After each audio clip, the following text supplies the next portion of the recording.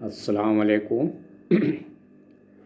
अरबी में, उर्दू में इसका मतलब होता है अल्लाह आपको सलामत रखे।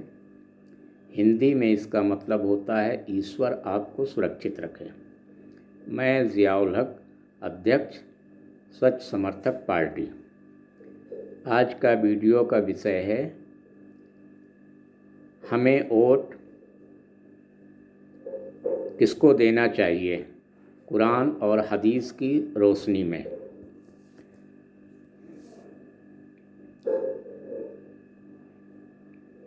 देखिए भाई, दुनिया में दो गिरोह हैं। एक अल्लाह का गिरोह है जिसकी पहचान है वो कुरान, हदीस और शास्त्र की रोशनी में काम करता है। दूसरा गिरोह है जो स्वेच्छाचारी मन मर्जी गिरोह है, और इसका ख्याल हमें वोट के दिन भी रखना चाहिए। इसके बारे में मुसलमानों को जो काम करने का तरीका या वोट देने का तरीका भी बताया गया है, उसको हम ध्यान से सुने। ऐ लोगों जो ईमान लाए हो, बात मानो अल्लाह की और बात मानो रसूल की और उन लोगों की जो तुम में से जिम्मेदार हों।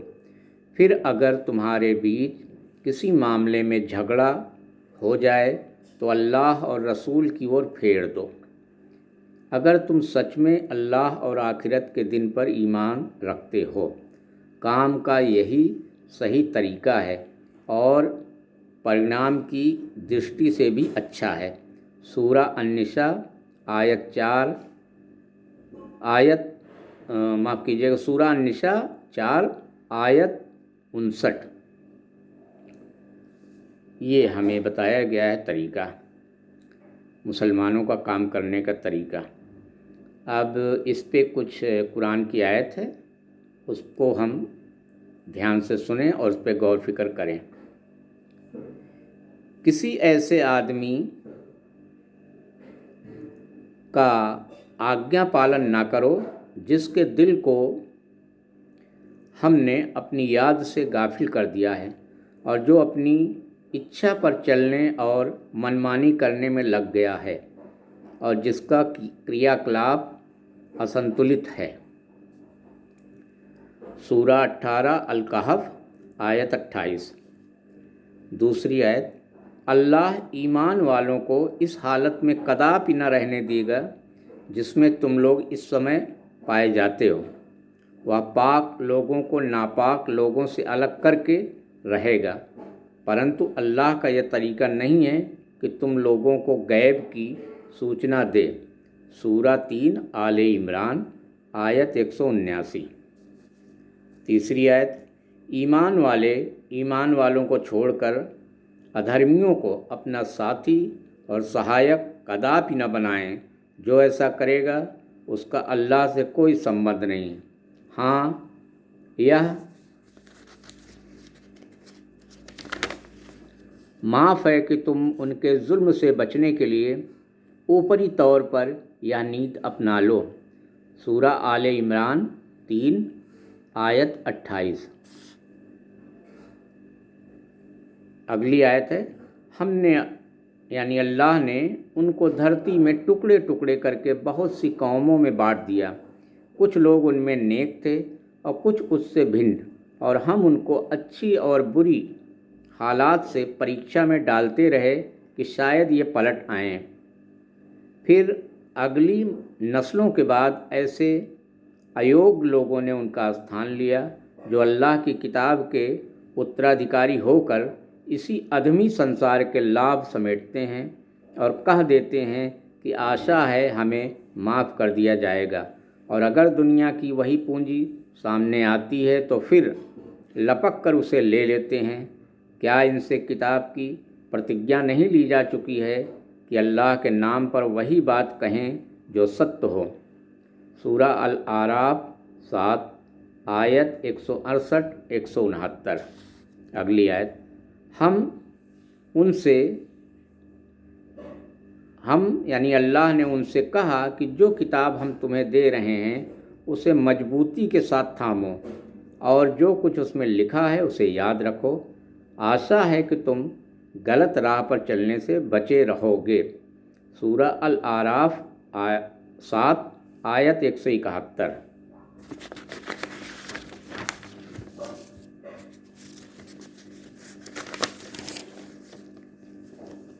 اور کچھ آیتیں اس کے پہلے تھوڑی سی بات سن لیں۔ اگر ہم نے ادھرمی یعنی ناستک پارٹی کا پرچار کر کے، چندہ دے کر کے، وقت دے کر کے، اس کے پکش میں دلیلیں گڑھ کر کے، ووٹ دے کر کے اور اس کا امیدوار بن کر کے اس کو مضبوط کرتے ہیں تو قیامت کے دن اسی نیتا کے ساتھ اٹھائے جائیں گے، اسی کے ساتھ حساب ہوگا، اسی کے ساتھ جہنم میں ڈال دیے جائیں گے ہمیشہ کے لیے۔ کچھ اور آیتیں ہیں، اس کو بھی ہم دھیان سے سنیں۔ اے لوگوں جو ایمان لائے ہو، اپنے باپوں اور بھائیوں کو بھی اپنا اولیاء یعنی دوست یعنی سرپرست نہ بناؤ اگر وہ ایمان کے مقابلے میں کفر یعنی ادھرم کو اہمیت دیں۔ تم میں سے جو ان کو اولیاء بنائیں گے وہی ظالم ہوں گے۔ سورہ 9 التوبہ آیت 23۔ آیت: اے لوگوں جو ایمان لائے ہو، اللہ سے ڈرو اور سچے لوگوں کا ساتھ دو۔ سورہ 9 التوبہ آیت 119۔ آیت: شیطان ان پر چھا چکا ہے اور اس نے اللہ یعنی ایشور کی یاد ان کے دل سے بھلا دی ہے۔ وہ شیطان کی پارٹی کے لوگ ہیں، ساودھان رہو، شیطان کی پارٹی والے ہی گھاٹے میں رہنے والے ہیں۔ یقیناً ہی بہت بے عزت لوگوں میں سے ہیں وہ لوگ جو اللہ اور اس کے رسول کا مقابلہ کرتے ہیں، ارتھات فرمان عربی قرآن اور فرمان سنسکرت وید مول آدि کے خلاف قانون بناتے ہیں۔ سورہ 56 المجادلہ آیت 19-20۔ آیت: جن لوگوں نے اللہ کو چھوڑ کر دوسرے اولیاء بنا لیے ہیں ان کی مثال مکڑی جیسی ہے جو اپنا ایک گھر بناتی ہے اور سب گھروں سے زیادہ کمزور گھر مکڑی کا گھر ہی ہوتا ہے، کاش یہ لوگ علم رکھتے۔ سورہ 29 العنکبوت آیت 41۔ آیت: لوگوں جو کچھ تمہارے رب کی اور سے تم پر اتارا گیا ہے اس کی پیروی کرو اور اپنے رب کو چھوڑ کر دوسرے اولیاؤں کی پیروی نہ کرو، پرنتو تم نصیحت کم ہی مانتے ہو۔ سورہ 7 الاعراف آیت 3۔ آیت: ایک گروہ کو تو اس نے یعنی اللہ نے سیدھی راہ دکھا دیا ہے، مگر دوسرے گروہ پر گمراہی چپک کر رہ گئی ہے، کیونکہ انہوں نے اللہ کے بدلے شیطانوں کو اپنا اولیاء بنا لیا ہے اور وہ سمجھ رہے ہیں کہ ہم سیدھے راہ پر ہیں۔ سورہ 7 الاعراف آیت 30۔ آیت: ایسے آدمی سے الگ رہو جو ہمارے ذکر سے منہ موڑیں اور دنیاوی زندگی کے علاوہ کچھ نہ چاہیں، ان کے علم کی پہنچ یہیں تک ہے۔ بلا شک تمہارا رب اس آدمی کو اچھی طرح جانتا ہے جس نے سیدھی راہ اپنائی۔ سورہ 53 النجم آیت 29-30۔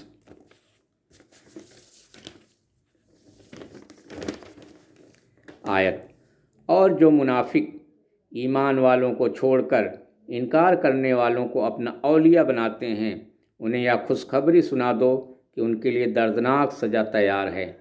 کیا یہ لوگ عزت کی چاہ میں ان کے پاس جاتے ہیں؟ حالانکہ عزت تو ساری کی ساری اللہ ہی کے لیے ہے۔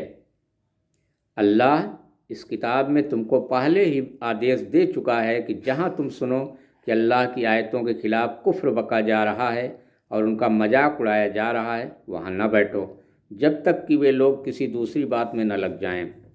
اب اگر تم ایسا کرتے ہو تو تم بھی انہی کی طرح ہو۔ یقین کرو کہ اللہ منافقوں اور انکار کرنے والوں یعنی ناستکوں کو جہنم میں ایک جگہ جمع کرنے والا ہے۔ سورہ 4 النساء آیت 138، 139، 140۔ آیت: کیا تم لوگوں نے یہ سمجھ رکھا ہے کہ یوں ہی چھوڑ دیے جاؤ گے، حالانکہ ابھی اللہ نے تو دیکھا ہی نہیں کہ تم میں سے کون وہ لوگ ہیں جنہوں نے جان کھوئی اور اللہ اور رسول اور ایمان والوں کے سوا کسی کو اپنا ولی یعنی دوست نہ بنایا، جو کچھ تم کرتے ہو اللہ اس کی خبر رکھتا ہے۔ سورہ 9 التوبہ آیت 16 آیت۔ اور ہم ضرور تمہیں ڈر، بھوک، جان مال کے نقصان اور آمدنیوں کے گھاٹے میں ڈال کر تمہاری آزمائش کریں گے۔ ان حالات میں جو لوگ صبر سے کام لیں اور جب کوئی مصیبت پڑے تو کہیں کہ ہم اللہ ہی کے ہیں اور اللہ ہی کی اور ہمیں پلٹ کر جانا ہے، انہیں خوشخبری دے دو۔ سورہ 2 البقرہ آیت 155 156 آیت۔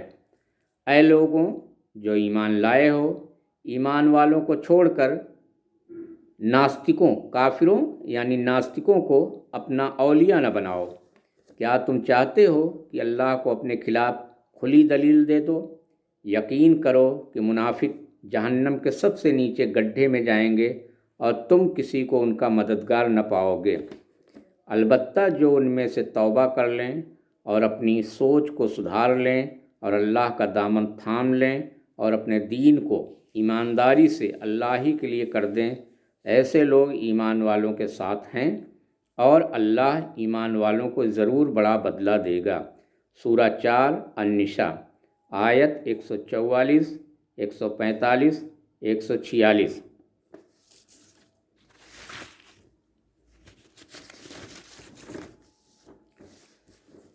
کچھ آیتیں اور ہیں۔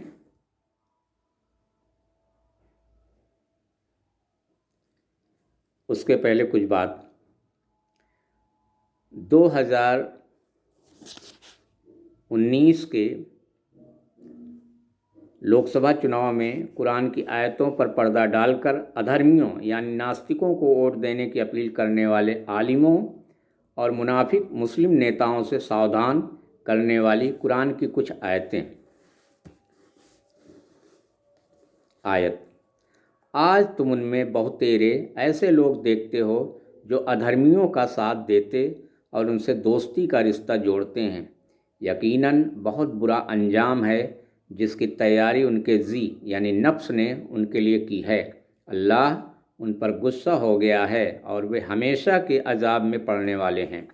اگر سچ میں یہ لوگ اللہ اور پیغمبر اور اس چیز کے ماننے والے ہوتے جو پیغمبر پر اتری تھی تو کبھی ادھرمیوں کو اپنا اولیاء نہ بناتے، مگر ان میں سے تو بہت سے لوگ اللہ کے حکم سے باہر نکل چکے ہیں۔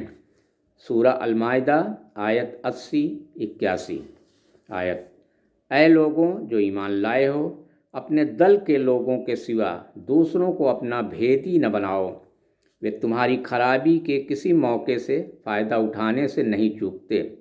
تمہیں جس چیز سے نقصان پہنچے وہی ان کو پسند ہے۔ ان کے من کا دویش ان کے منہ سے نکلا پڑتا ہے اور جو کچھ وہ اپنے سینوں میں چھپائے ہوئے ہیں وہ اس سے بڑھ کر ہے۔ ہم نے تمہیں صاف صاف ہدایتیں دے دی ہیں، اگر تم عقل والے ہو۔ تمہارا بھلا ہوتا ہے تو ان کو برا معلوم ہوتا ہے، اور تم پر کوئی مصیبت آتی ہے تو یہ خوش ہوتے ہیں، کنتو ان کا کوئی اپائے تمہارے خلاف کامیاب نہیں ہو سکتا۔ شرط یہ ہے کہ تم صبر سے کام لو اور اللہ سے ڈر کر کام کرتے رہو۔ جو کچھ یہ کر رہے ہیں اللہ اس پر حاوی ہے۔ سورہ 3 آل عمران آیت 118-120 آیت۔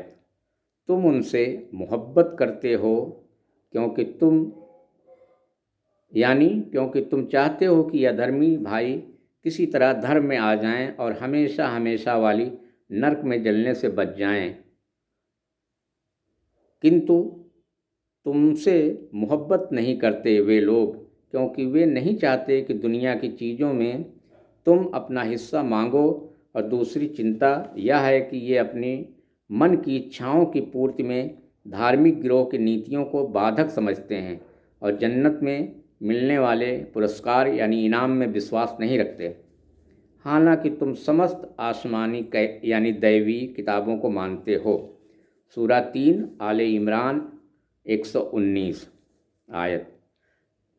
آخر کیا وجہ ہے کہ تم اللہ کی راہ میں ان بے بس مردوں، عورتوں اور بچوں کے لیے نہ لڑو جو کمزور پا کر دبا لیے گئے ہیں اور فریاد کر رہے ہیں کہ اے ہمارے رب، ہم کو اس بستی यानी इस देश से निकाल जिसके निवासी अत्याचारी हैं, और अपनी ओर से हमारा कोई समर्थक और मददगार पैदा कर दे। जिन लोगों ने ईमान का रास्ता अपनाया है वे अल्लाह की राह में लड़ते हैं, और जिन्होंने अधर्म का रास्ता अपनाया है वे बढ़े हुए फसादी की राह में लड़ते हैं। अतः शैतान के औलियाओं दोस्तों से लड़ो और यकीन जानो कि शैतान की चालें सच में बहुत ही कमज़ोर हैं। सूरा 4 अन्निसा आयत 75-76 आयत। जब वह सजा देगा उस समय हालत यह होगी कि वही पेशवा और नेता जिनका दुनिया में अनुपालन किया गया था अपने अनुयायियों से अलग हो जाएंगे, लेकिन सजा पा कर रहेंगे, और उनके सारे उपक्रमों और साधनों का सिलसिला कट जाएगा। और वे लोग जो दुनिया में उनके पीछे चलते थे कहेंगे कि क्या अच्छा होता हमको फिर एक मौका दिया जाता, अर्थात दुनिया में दोबारा भेजा जाता, तो जिस तरह आज ये हमसे अलग हो रहे हैं हम भी इनसे अलग होकर दिखा देते। इस तरह अल्लाह इन लोगों के वे अमल जो ये दुनिया में कर रहे हैं इनके सामने इस तरह लाएगा कि ये पश्चातापों और गलतियों के साथ साथ हाथ मलते रहेंगे, मगर आग से निकलने का कोई रास्ता न पाएंगे। सूरा 2 अल-बकरा आयत 166-167। ये तो कुछ आयतें थीं, और इस पर अब एक हदीस और बात को क्लियर कर देगी। ये हदीस है आमिर रज़ी अल्लाह अन्हु से रिवायत है कि मेरे वालिद साद रज़ी अल्लाह अन्हु ने बयान किया कि अंतिम हज के मौके पर नबी करीम सल्लल्लाहु अलैहि वसल्लम मेरी खैरियत मालूम करने के लिए तशरीफ़ लाए। उस समय मेरी बीमारी ने मुझे मौत के मुंह तक पहुंचा दिया था।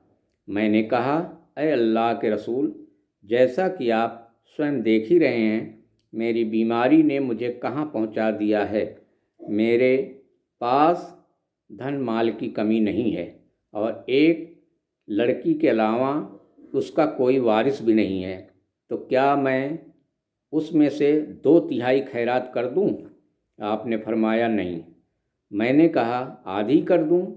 आपने फरमाया नहीं, बल्कि 1/3 बहुत है। याद रखो, अगर आप अपने वारिसों को मालदार छोड़ो तो यह इससे कहीं बेहतर है कि तुम उन्हें मुहताज छोड़कर जाओ और वह लोगों के सामने हाथ फैलाते फिरें। और विश्वास करो कि जो कुछ भी तुम अपने माल में से खर्च करोगे और उसका उद्देश्य अल्लाह को खुश करना होगा तो उस पर भी सवाब मिलेगा। यहाँ तक कि अगर तुम अपनी बीवी के मुंह में लुक़मा भी डालोगे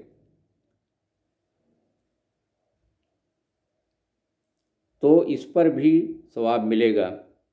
मेरे पिता साद रज़ी अल्लाह अन्हु ने कहा, मैं अपने साथियों से पीछे ही रह जाऊंगा, यानी और मदीना वापस न जा सकूंगा।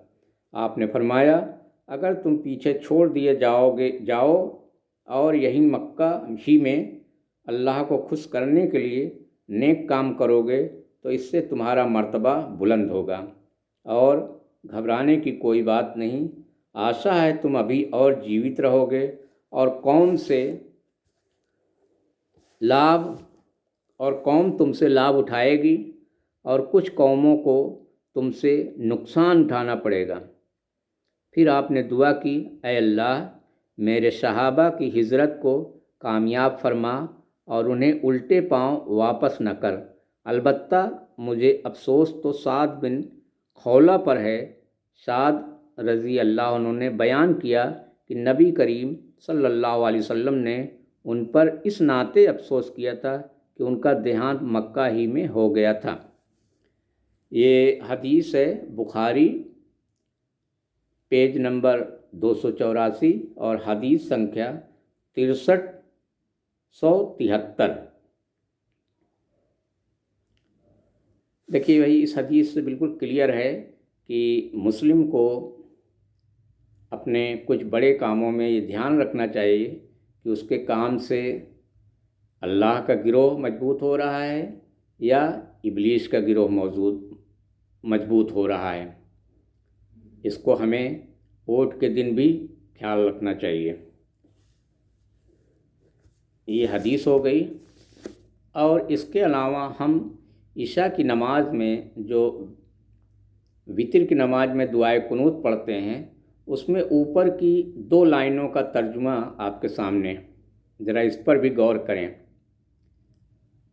اے اللہ، میں آج سے، ابھی سے تیرے برودھیوں سے اپنے آپ کو الگ کرتا ہوں، ان کا ساتھ چھوڑتا ہوں. یہ ہم وعدہ کرتے ہیں عشاء کی نماز میں، یا جب بھی وتر یا دعائے قنوت پڑھتے ہیں. تو اگر ہم یہ اللہ سے وعدہ کریں اور پتہ چلا اگلے ہی دن ووٹ کے دن ہم جا کے اللہ کے برودھیوں کو ووٹ دے کے مضبوط کرائیں، تو اس کا مطلب ہم نے وعدہ اپنا توڑ دیا. تو اس پر بھی سورہ النحل کی ایک آیت ہے کہ جس نے مجھ سے وعدہ کیا اور اپنے وعدے کو توڑ دیا، اس کی مثال اس عورت کی جیسی ہے جو اپنے ہاتھوں سے سوت کاتے اور بعد میں اپنے ہاتھوں سے ہی ٹکڑا ٹکڑا کر ڈالے، یعنی اپنی نیکیاں برباد کر ڈالے. تو ہمیں اپنے بڑے کاموں سے اور ووٹ کے دن بھی یہ خیال رکھنا چاہیے کہ ہم یہ جو ووٹ دینے جا رہے ہیں، اس سے اللہ کا گروہ مضبوط ہوگا یا ابلیس کا گروہ، سویچھاچاری گروہ